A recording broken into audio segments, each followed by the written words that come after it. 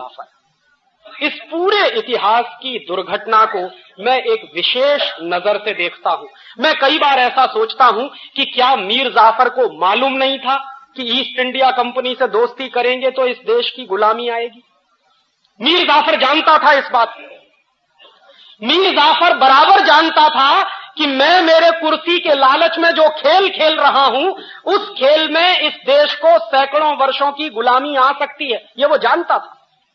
और यह भी जानता था कि अपने स्वार्थ में, अपने लालच में मैं जो गद्दारी करने जा रहा हूं इस देश के साथ, उसके क्या दुष्परिणाम होंगे वो भी उसको मालूम थे।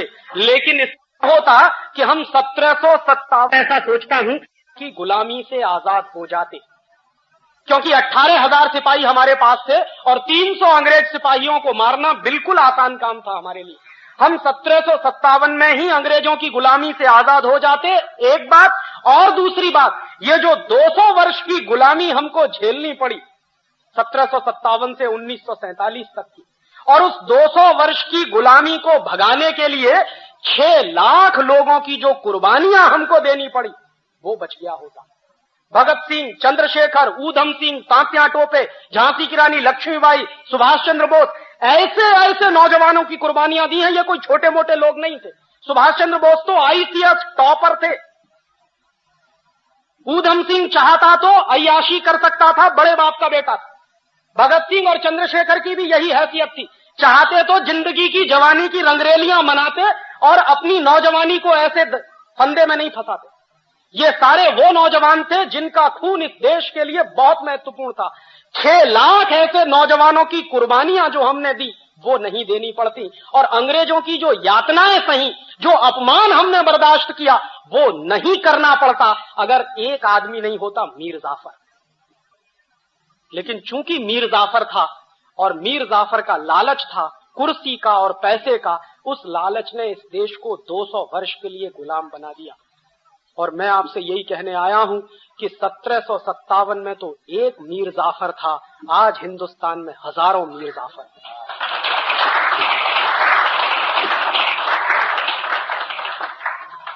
जो देश को वैसे ही गुलाम बनाने में लगे हुए हैं जैसे मीर जाफर ने इस देश को गुलाम बनाया। मीर जाफर ने क्या किया था? विदेशी कंपनी को समझौता किया था बुला के, और विदेशी कंपनी से समझौता करने के चक्कर में उसको कुर्सी मिली थी और पैसा मिला था। आज जानते हैं हिंदुस्तान का जो नेता प्रधानमंत्री बनता, हिंदुस्तान का जो नेता मुख्यमंत्री बनता है, वो सबसे पहला काम जानते क्या करता है? प्रेस कॉन्फ्रेंस करता है और कहता है विदेशी कंपनी वालों, तुम्हारा स्वागत है, आओ यहां पर। और बराबर इस बात को याद रखिए, ये बात 1757 में मीर जाफर ने कही थी ईस्ट इंडिया कंपनी से कि अंग्रेजों, तुम्हारा स्वागत है, उसके बदले में तुम इतना ही करना कि मुझे कुर्सी दे देना और पैसा दे देना। आज के नेता भी वही कह रहे हैं, विदेशी कंपनी वालों तुम्हारा स्वागत है। और हमको क्या करना? हमको कुछ नहीं, मुख्यमंत्री बनवा देना, प्रधानमंत्री बनवा देना, 100-200 करोड़ रुपए की रिश्वत दे देना, बोफोर्स के माध्यम से हो या एनरॉन के माध्यम से हो, हम उसी में खुश हो जाएंगे, सारा देश हम आपके हवाले कर देंगे। ये इस समय चल रहा, और इतिहास की वही दुर्घटना दोहराई जा रही है जो 1757 में हो चुकी। और मैं आपसे मेरे दिल का दर्द कह रहा हूं कि एक ईस्ट इंडिया कंपनी 200-250 वर्ष इस देश को गुलाम बना सकती है, लूट सकती है, तो आज तो इन मीर जाफरों ने 4000 विदेशी कंपनियों को बुला लिया। आपको मालूम है, इस देश में रोज समझौते होते हैं विदेशी कंपनियों से, और दरवाजा खोलकर विदेशी कंपनियों को ऐसे बुलाया जा रहा है जैसे वही अब इस देश के भाग्य का निर्धारण करेंगे। और इसमें हर एक पार्टी शामिल है। मैं किसी पार्टी का नाम नहीं लेना चाहता क्योंकि मंदिर की पवित्रता का मुझे ध्यान है। ये सब चोर और मीर जाफरों की औलाद है, जो पार्टी वाले हो, किसी का नाम लेने की जरूरत नहीं। सत्ता में जब नहीं रहते हैं तो विदेशी कंपनियों का विरोध करते हैं, और जैसे ही कुर्सी मिल जाती है सबसे पहला काम विदेशी कंपनियों को बुला के उनके सामने साष्टांग दंडवत प्रणाम करके समझौते करते हैं। और कोई भी एक नेता इस देश का अपवाद नहीं है। हर पार्टी को इस देश में राज चलाने का मौका मिला है, किसी को कम किसी को ज्यादा, और हर पार्टी ने एक ही सबूत दिया है, विदेशी कंपनियों को ज्यादा से ज्यादा बुलाओ। जानते क्या होता? महाराष्ट्र में अभी एक नाटक और तमाशा होके चुका। उस तमाशे को आपने पढ़ा होगा, 2-3 दिन अखबारों में चर्चा का विषय रहा। जानते हैं क्या है? एडवांटेज महाराष्ट्र। और वो एडवांटेज महाराष्ट्र क्या है? महाराष्ट्र में विदेशी कंपनियों का खुला स्वागत है, आप लूटने के लिए आइए, ये कहने के लिए वो तमाशा आयोजित हुआ। और ऐसे तमाशे हिंदुस्तान के हर प्रदेश में हो रहे हैं। और जानते हैं होड़ क्या लगी हुई है? हर एक मुख्यमंत्री दूसरे मुख्यमंत्री के साथ इस कंपटीशन में लगा हुआ है कि मेरे प्रदेश में ज्यादा विदेशी कंपनियां या तुम्हारे प्रदेश में ज्यादा विदेशी कंपनियां। इतने बड़े लेवल पे ये नाटक चल रहा। और इस नाटक के सूत्र देखिए क्या क्या है। अभी तक क्या था कि विदेशी कंपनियों को बुलाने के लिए इस देश में कुछ कायदे थे, कुछ कानून थे, उनके चलते वो ज्यादा से ज्यादा 39% की पूंजी लेकर आती थी। सरकार ने फैसला किया लिबरलाइजेशन के नाम पर कि अब विदेशी कंपनियों को 39% से 51% तक पूंजी लगाने की खुली छूट है, और 51% के बाद 74% तक विदेशी पूंजी लगाने की छूट है। और अब फैसला हो गया है कि 100% तक पूंजी लगाने की खुली छूट है, माने 100% विदेशी कंपनियों को खुली छूट है। वो आ रहे हैं, पहले आए थे, ध्यान रखिए, बंदूक लेकर तलवार लेकर लूटने के लिए। अब की बार लूटने को उनके लिए बंदूक और तलवार की जरूरत नहीं है। उनको यहां अपनी सरकार बनाने की जरूरत नहीं है। जब यहां का हर नेता मीर जाफर हो गया है तो उनको जरूरत क्या है रॉबर्ट क्लाइव को भेजने की। और बहस पता है क्या चल रही है? अगर ध्यान से आप पढ़ते हो तो अखबारों में अभी एक बहुत बड़े नेता का बयान आया, मैं उसका भी नाम नहीं लेना चाहता। एक बड़े नेता जो बहुत जिम्मेदार माने जाते हैं, इस देश के एक्स फाइनेंस मिनिस्टर रहे, उनका बयान पता है क्या? उनका ये कहना है कि हरेक पॉलिटिकल पार्टी के एमपी को पार्लियामेंट के अंदर विदेशी कंपनियों का एजेंट बनने की खुली छूट मिलनी चाहिए। ये उनका बयान है। और क्यों? क्योंकि हमको दलाली खानी है हरेक कंपनी से। तो हिंदुस्तान में दलाली खाने की खुली छूट मिलनी चाहिए, और इस खुली छूट को देने के लिए अगर कोई कानून बनाना पड़े तो वो कानून हिंदुस्तान के पार्लियामेंट को बना लेना चाहिए। ये बयान एक बहुत बड़ी पार्टी के बहुत बड़े नेता जो वित्त मंत्री रह चुके हैं उनका है। ये कहना है कि हिंदुस्तान में जितनी विदेशी कंपनियां आती हैं, हर विदेशी कंपनी की दलाली करने की हमको छूट मिलनी चाहिए। माने ये मीर जाफर के भी बाप हो गए। और ये वो लोग हैं जो एक तरफ कहते हैं भारतीय संस्कृति, और दूसरी तरफ पार्लियामेंट के अंदर उनका एक एमपी बोलता है कि हर विदेशी कंपनी से दलाली खाने की हमको छूट मिलनी चाहिए।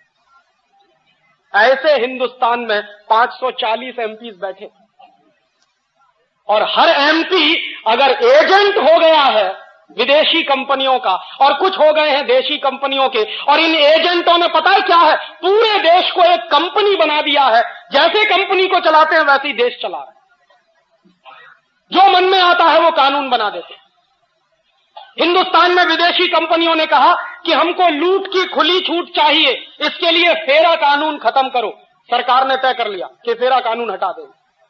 विदेशी कंपनियों ने कहा कि हमको लूट की खुली छूट करने के लिए एमआरटीपी कानून की जरूरत नहीं है, हटाइए। सरकार ने फैसला किया कि एमआरटीपी कानून हटा देंगे।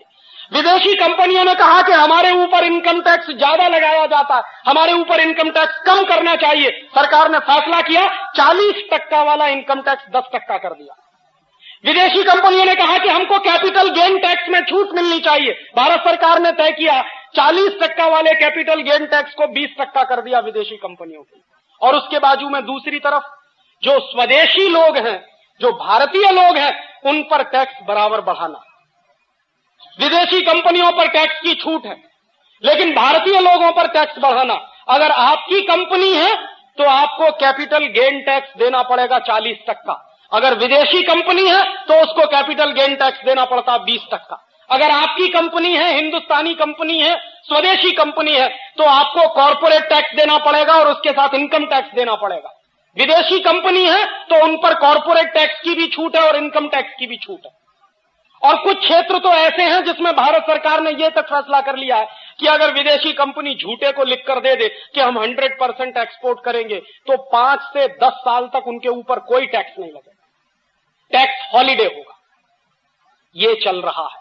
और इतना ही नहीं है, इसके बाद यहां तक बात पहुंच गई है, शायद आपको अंदाजा लग गया हो, सरकार ने नोटिफिकेशन जारी कर दिया है कि अगर विदेशी कंपनी वाले कुछ लाख या कुछ करोड़ रुपए की संपत्ति इस देश में लाएं और लगाएं तो विदेशी कंपनी के अधिकारियों को भारतवर्ष का नागरिक माना जा सकता, ड्यूअल सिटीजनशिप।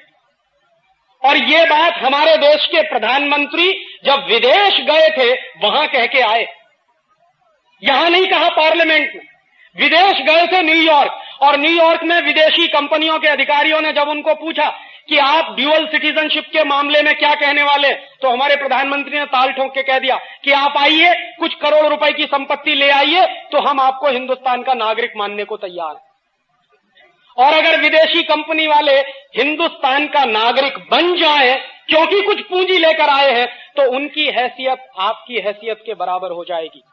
और अगर विदेशी कंपनी का कोई अधिकारी इस देश का नागरिक हो सकता है तो इस देश के पार्लियामेंट का चुनाव भी लड़ सकता, क्योंकि इस देश में पार्लियामेंट का चुनाव लड़ने के लिए कोई क्वालिफिकेशन नहीं चाहिए, बस एक ही क्वालिफिकेशन कि आप इस देश के नागरिक हैं या नहीं हैं। आप चोर हैं, चुनाव लड़ सकते हैं, उचक्के हैं, चुनाव लड़ सकते हैं, गुंडे हैं, चुनाव लड़ सकते हैं, डॉन हैं, चुनाव लड़ सकते हैं, माफिया किंग हैं, चुनाव लड़ सकते हैं, और तो और छोड़ दीजिए, अगर आपने 30 मर्डर किए हैं तो आप चुनाव लड़ सकते हैं और पार्लियामेंट में पहुंच सकते हैं। और ऐसे 1-2 लोग नहीं, इस बार के आपके देश की लोकसभा में 80 से ज्यादा ऐसे एमपीज हैं जो नोटेड हिस्ट्री शीटर हैं। और मैं मेरे घर की बात कहता हूं, मैं दूसरे की बात नहीं कहता। मेरे पिताजी के बड़े भाई पुलिस के बहुत बड़े ऑफिसर हैं उत्तर प्रदेश में, और मैं हमेशा उनको, मेरा दिल जलता है जब मैं ये कहता हूं, उनको लगता है कि राजीव मजाक करता। मैं कहता हूं कि ताऊ जी, मैं उनको बड़े पिताजी या ताऊ जी कहता।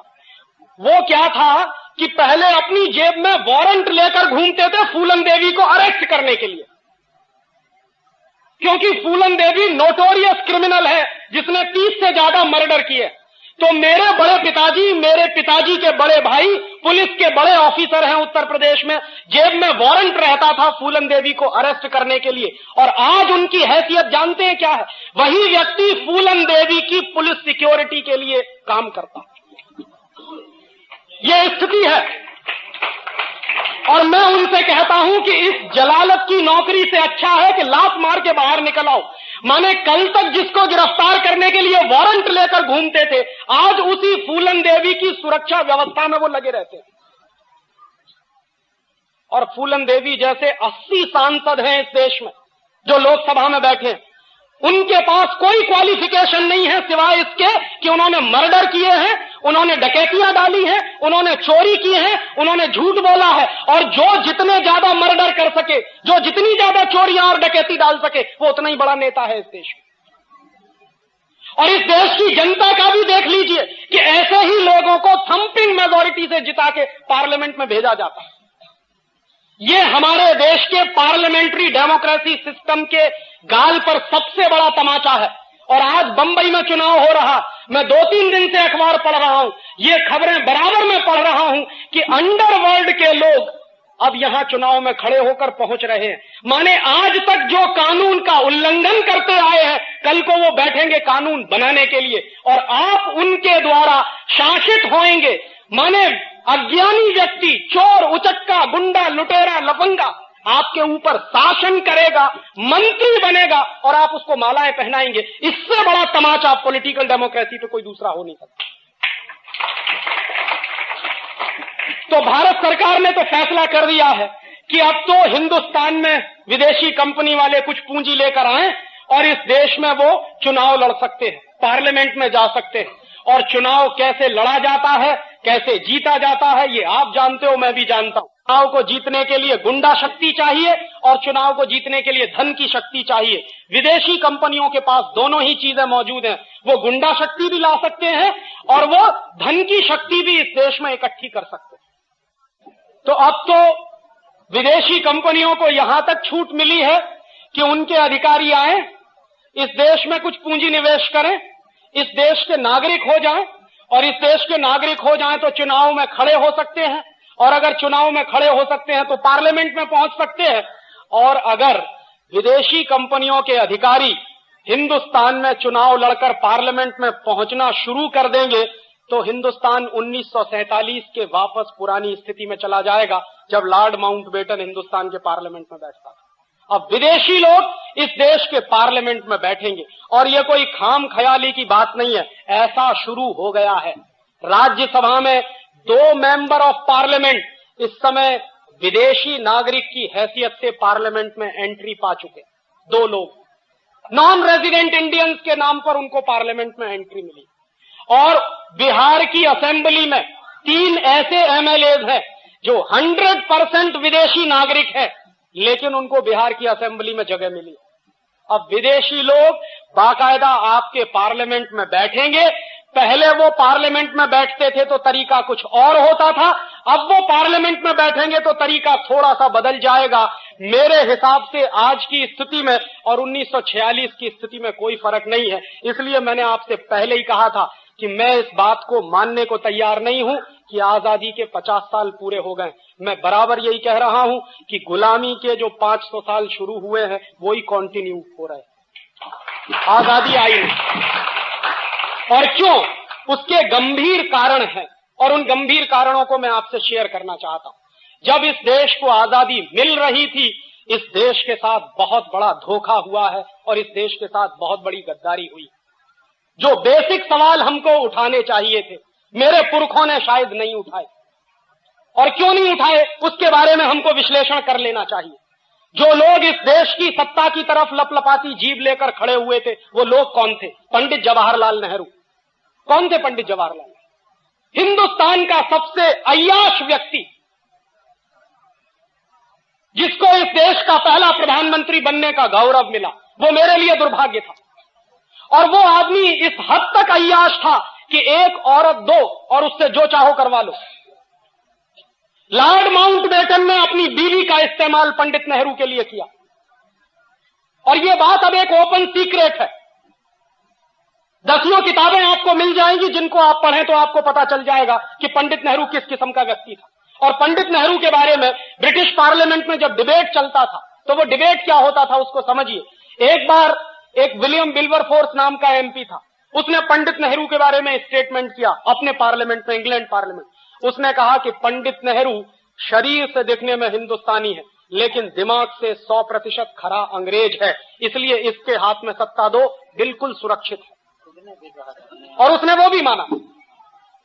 ऐसे आदमी के हाथ में सत्ता दी गई और वो सत्ता देने का नाटक चला, और उस आदमी के हाथ में सत्ता देने के लिए ट्रांसफर ऑफ पावर के बहुत सारे एग्रीमेंट हुए। उनमें 2-3 एग्रीमेंट महत्वपूर्ण है जो समझने चाहिए।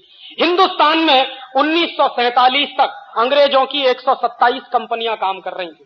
लॉर्ड माउंटबेटन को चिंता यह थी कि अगर हिंदुस्तानी आजाद होने के बाद सारी अंग्रेजी कंपनियों को हिंदुस्तान से भगा देंगे तो ये जो लूट हो रही है, ये जो संपत्ति मिल रही है, ये जो पैसा आ रहा है, ये बंद हो जाएगा। तो पंडित नेहरू के साथ लॉर्ड माउंटबेटन की चर्चा हुई, और पंडित नेहरू ने कहा कि आप चिंता मत करिए, हम अंग्रेजों की एक कंपनी को भगाएंगे, ईस्ट इंडिया कंपनी, बाकी 126 कंपनियों को हिंदुस्तान में रख लेंगे। ईस्ट इंडिया कंपनी को भगाना इसलिए जरूरी है क्योंकि सारे देश में ईस्ट इंडिया कंपनी के खिलाफ माहौल बना हुआ है, इसलिए सिर्फ ईस्ट इंडिया कंपनी को विदा कर दो, बाकी जो अंग्रेजी कंपनियां हैं उनको इसी देश में हम रख लेंगे। और उनमें से 1-2 नाम मैं आपको गिना दूं जिनको पंडित नेहरू ने जाने नहीं दिया। ब्रुक बॉन्ड इंडिया लिमिटेड, ये अंग्रेजों की कंपनी, आज की नहीं, सन 1890 की। लिप्टन इंडिया लिमिटेड, ये अंग्रेजों की कंपनी, आज की नहीं है, सन 1892 की, आज से 100 साल 150 साल पहले की कंपनी। और ऐसी 126 कंपनियों को पंडित नेहरू ने बाकायदा ट्रांसफर ऑफ पावर के एग्रीमेंट करके अंग्रेजों की कंपनियों को रखा। तो आजादी का मतलब क्या था? ईस्ट इंडिया कंपनी को भगा देंगे और बाकी अंग्रेजी कंपनियां जो इस देश को लूट रही हैं उसको नहीं भगाएंगे। और इतना ही नहीं, उसके बाद दूसरी बात जो हुई वो उससे भी ज्यादा खतरनाक मैं मानता हूं। 1946 में इंग्लैंड की पार्लियामेंट में इंडियाज इंडिपेंडेंस एक्ट पारित हुआ, आजादी का कानून, भारत की आजादी का कानून। और मेरे जैसे नौजवान से अगर पूछा जाए तो हिंदुस्तान को ब्रिटेन के पार्लियामेंट से कानून पारित करने के बाद आजादी दी गई है, हमने आजादी ली नहीं, क्योंकि ये तो मैं बहुत बेचारगी की स्थिति मानता हूं कि कोई हमको कानून पारित करके आजाद करे। और पार्लियामेंट के नियम होते हैं, अगर मान लीजिए आज पार्लियामेंट ने एक कानून पारित किया और उस कानून के पारित होने के बाद हमको आजाद किया, कल को अगर वो पार्लियामेंट उस कानून को वापस ले ले तो हमारी आजादी का होगा क्या? इसलिए यह सबसे गंभीर सवाल था कि 1946 में इंग्लैंड का पार्लियामेंट अगर इंडिया इंडिपेंडेंस एक्ट पारित करता है और उस एक्ट को पारित करने के आधार पर इस देश में कुछ लोगों का चुनाव होता है, जिनकी संविधान सभा बनाई जाती है और उस संविधान सभा के आधार पर कॉन्स्टिट्यूशन का निर्माण होता है। और कॉन्स्टिट्यूशन भी क्या बना है? 1935 में अंग्रेजों ने गवर्नमेंट ऑफ इंडिया रूल पारित किया इस देश पर शासन करने के, और 1935 का जो गवर्नमेंट ऑफ इंडिया रूल था वो हिंदुस्तान को उन्होंने अगले 1000 साल तक गुलाम बनाए रखने के लिए पारित किया था।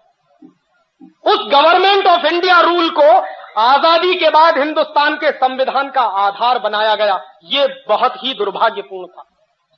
दुनिया में कोई भी देश जब आजाद होता है तो पुरानी व्यवस्थाओं को बनाकर नहीं रखता, उठा के फेंक देता।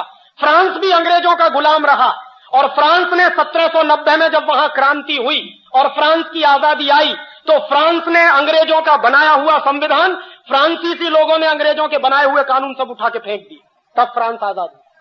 अमेरिका भी गुलाम रहा है यूरोप के लोगों का, और जब अमेरिका में आजादी आई, अमेरिका अपने सिविल वॉर से बाहर निकला और अमेरिका जब आजाद हुआ तो अमेरिका की आजादी के बाद भी वहां के लोगों ने अंग्रेजों के बनाए हुई जितनी व्यवस्था और कानून थे सब उठा के फेंके। तो मैंने मेरे देश के पुरखों से ये पूछने का सवाल है मेरा, और ये मेरा हक बनता है कि जिस 1935 के गवर्नमेंट ऑफ इंडिया रूल को अंग्रेजों ने इस देश पर शासन करने के लिए बनाया था, उसको हिंदुस्तान के लोगों ने फेंका क्यों नहीं उठा के? क्यों उसको हिंदुस्तान के संविधान का आधार बनाया? और जो संविधान अंग्रेजों के बनाए हुए कानून के आधार पर खड़ा हुआ है वो संविधान इस देश का भला कर नहीं सकता, उस बात से मैं कन्विंस हूं। और आप देख लीजिए 1935 का गवर्नमेंट ऑफ इंडिया रूल मैंने निकलवाया और 1935 के गवर्नमेंट ऑफ इंडिया रूल को एक बाजू में रखा और हिंदुस्तान के संविधान को दूसरे बाजू में रखा। फर्स्ट एक्ट के 95 जो आर्टिकल्स हैं, अनुच्छेद हैं, उनकी भाषा जैसी की तैसी है, कॉमा फुल स्टॉप भी नहीं बदला गया उसमें। माने जो कुछ अंग्रेजों ने तय कर दिया था उसी को आजाद हिंदुस्तान के अय्याश प्रधानमंत्री ने हिंदुस्तान का संविधान मान लिया। ये आजादी कैसी आजादी? और उससे भी ज्यादा तीसरा गंभीर सवाल मैं ये उठाता हूं कि जिन कानूनों को अंग्रेजों ने हिंदुस्तान को लूटने के लिए बनाया था वो कानून आज भी क्यों चलते हैं? 1860 में इंडियन पुलिस एक्ट बनाया और 1860 का जो इंडियन पुलिस एक्ट बनाया अंग्रेजों ने, वो जानते हैं क्यों बनाया? क्योंकि 1857 में बगावत हो गई थी, सारे देश में विद्रोह हो गया था। अंग्रेजों को डर लगने लगा था कि अगर 1857 जैसी बगावत अगर फिर से रिपीट हो गई तो हिंदुस्तान को छोड़कर जाना पड़ेगा। तो उस बगावत को दबाने के लिए अंग्रेजों ने पुलिस की स्थापना की और उस पुलिस को विशेष अधिकार दिए। उनमें से एक महत्वपूर्ण अधिकार था कि पुलिस वाले को डंडा पकड़ा दिया हाथ में, वो आज भी लेके घूमता। और वो जो डंडा पकड़ा दिया पुलिस वाले को हाथ में, उसके साथ कुछ अधिकार दे दिए। क्या अधिकार दे दिए? कि कहीं भी किसी भी जगह पर 5 से ज्यादा लोग इकट्ठे हैं तो उसको लाठी चार्ज करने का अधिकार है, बिना चेतावनी दिए लाठी चार्ज करने का अधिकार। अंग्रेजों ने 1860 में ये इंडियन पुलिस एक्ट बनाया अपनी सरकार को बचाने के लिए, ताकि इस देश में बगावत ना हो और इस देश के लोगों की पिटाई करने के लिए, क्योंकि वो अंग्रेजों के खिलाफ बगावत करना चाहते हैं। वो 1860 का बनाया हुआ इंडियन पुलिस एक्ट आज 1997 में भी चलता है। इसलिए मैं कहता हूं कि आजादी आई नहीं। और उसी साल में अंग्रेजों ने इंडियन सिविल सर्विस एक्ट बनाया। ये जो कलेक्टर होते हैं ना, ये जो जिलाधिकारी होते हैं, ये इंडियन सिविल सर्विस एक्ट अंग्रेजों ने हिंदुस्तान के गांव-गांव के लोगों से रेवेन्यू कलेक्शन करने के लिए, गांव-गांव के लोगों पर अत्याचार करके लगान वसूलने के लिए कलेक्टर की पोस्ट बनाई थी। वो कलेक्टर की पोस्ट आज 1997 में भी जारी है। 1860 का इंडियन सिविल सर्विस एक्ट आज भी चलता है।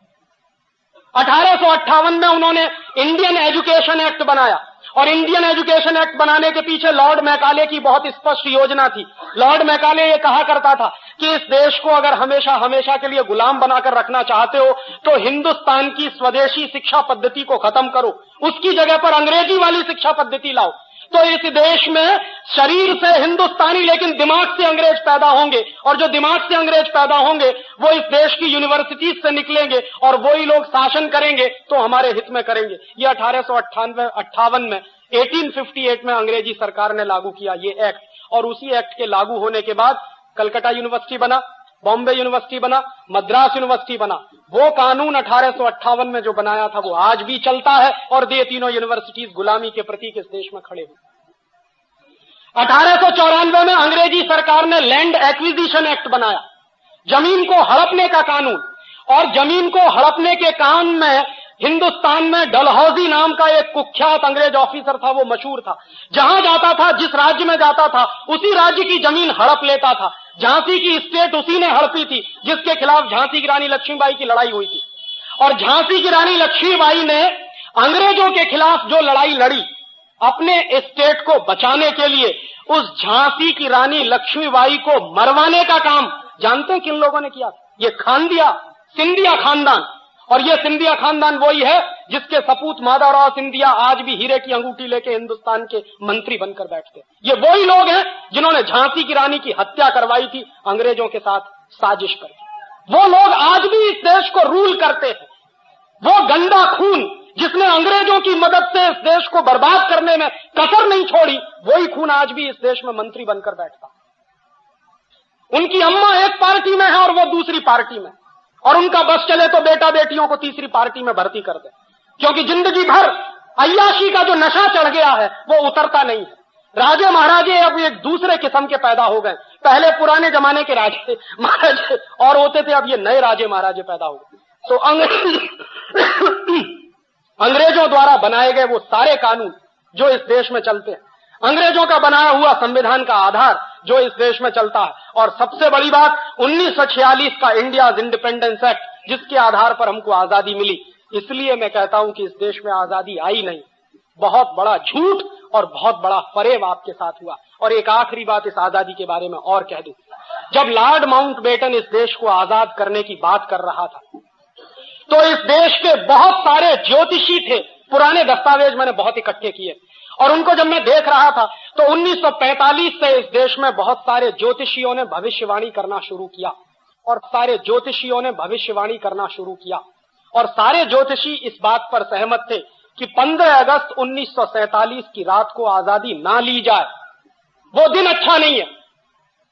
उनके अपने कुछ कैलकुलेशंस होंगे, ज्योतिष का शास्त्र है, ज्योतिष का विज्ञान है इस देश में, और बहुत विकसित विज्ञान है, मैं मानता हूं उसको। और इस देश के उस जमाने के सारे बड़े ज्योतिष शास्त्री कह रहे थे कि 15 अगस्त 1947 की रात को आजादी मत लीजिए। पंडित नेहरू से मना किया था, सरदार पटेल से मना किया था, लेकिन ये सत्ता के मोह में इतने अंधे थे कि जो कुछ अंग्रेज कह रहे हैं वो ही मानो। और उस जमाने में एक फ्रांसीसी लेखक था, उसका नाम था डोमिनिक लापियरे। उसने लॉर्ड माउंटबेटन से एक इंटरव्यू लिया। डोमिनिक लापियरे ने कई किताबें लिखी, उसमें एक किताब है फ्रीडम एट मिडनाइट, और ऐसी ही उसकी एक दूसरी किताब है the division of India and Lord Mountbatten. उसी दूसरी किताब में उसने लॉर्ड माउंटबेटन से जो इंटरव्यू लिया है वो छापा, और वो मैंने जब पढ़ा तो मेरा खून खौल गया। डोमिनिक लापियरे ने सवाल किया लॉर्ड माउंटबेटन से कि आप हिंदुस्तान को 15 अगस्त 1947 की रात के 12 बजे आजाद क्यों करना चाहते हो? ये काम तो दिन में करने के, आजादी लेने और देने के काम तो दिन में होते हैं, रात के 12 बजे तो दुनिया में सबसे ज्यादा कुकर्म होते हैं, आप ये क्यों करना चाहते हो? तो लॉर्ड माउंटबेटन का जवाब जानते हैं क्या था? लॉर्ड माउंटबेटन ने जवाब दिया है उस इंटरव्यू में कि मैंने जानबूझकर 15 अगस्त 1947 की रात को 12 बजे इस देश को आजाद करने का फैसला किया। क्यों? क्योंकि मैंने सारे ज्योतिषियों से पता किया है कि 15 अगस्त 1947 का दिन इस देश के लिए बहुत ही दुर्भाग्य का दिन है, और अगर उस दिन इस देश को आजाद किया जाए तो ये देश एक रह नहीं सकता, ये बटेगा, खंड खंड बटेगा। देश को आजाद किया जाए तो ये देश एक रह नहीं सकता, ये बटेगा, खंड खंड बटेगा। तो इसलिए मैंने इस देश को 15 अगस्त 1947 की रात को ही 12 बजे आजाद करने का फैसला किया है, क्योंकि सारे बड़े ज्योतिषी ये कह रहे हैं कि ये देश खंड खंड टूटेगा, एक नहीं रहेगा अगर इस दिन इस देश को आजादी मिले। एक बात, और दूसरी बात उससे भी ज्यादा महत्वपूर्ण उसने कही। उसने कहा कि 15 अगस्त 1945 अंग्रेजों के लिए विश्व विजय का दिवस है। क्यों? क्योंकि 15 अगस्त 1945 को जापान की आर्मी ने अंग्रेजों के सामने सरेंडर किया था। क्यों किया था? जापान के ऊपर 2 एटम बम गिराए थे, 6 अगस्त और 9 अगस्त को, हिरोशिमा और नागासाकी। उसके बाद जापान